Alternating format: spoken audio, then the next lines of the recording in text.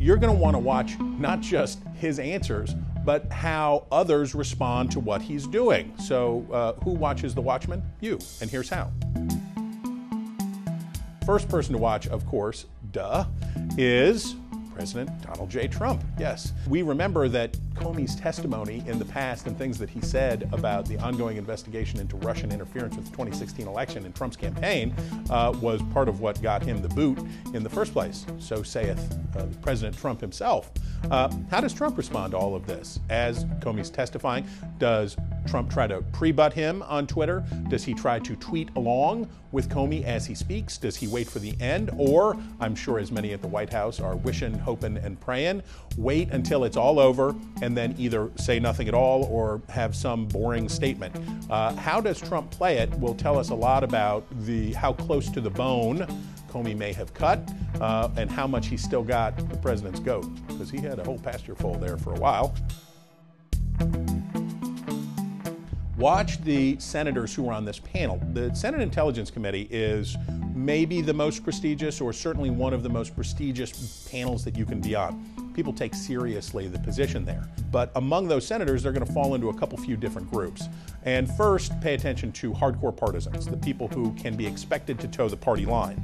On the Democratic side, Kamala Harris from California, Ron Wyden from Oregon, folks like that are going to be expected to start with the presupposition, Donald Trump is a Kremlin operative and just nothing but a Russian nesting doll in a larger casing of Vladimir Putin. They'll start with that presupposition. So that's not that interesting. That's not that surprising. But how do Republican leadership members, how do partisan Republicans, people like John Cornyn from Texas, people like Tom Cotton from Arkansas, how do they treat Comey? Friend, foe, or indifferent? There have been a lot of conservatives trying to run down Comey in advance. Does that effort continue into the questioning? That's one thing to watch to see how seriously this is going to be taken. But as usual in the Senate, we care mostly about what do the moderates have to say. How do they act? Now, in this case, when we talk about moderates, we're not talking about ideological. We're talking about people who are open-minded about letting the Russian investigation find its own conclusion. People who have not prejudged outcomes so much as are letting it work.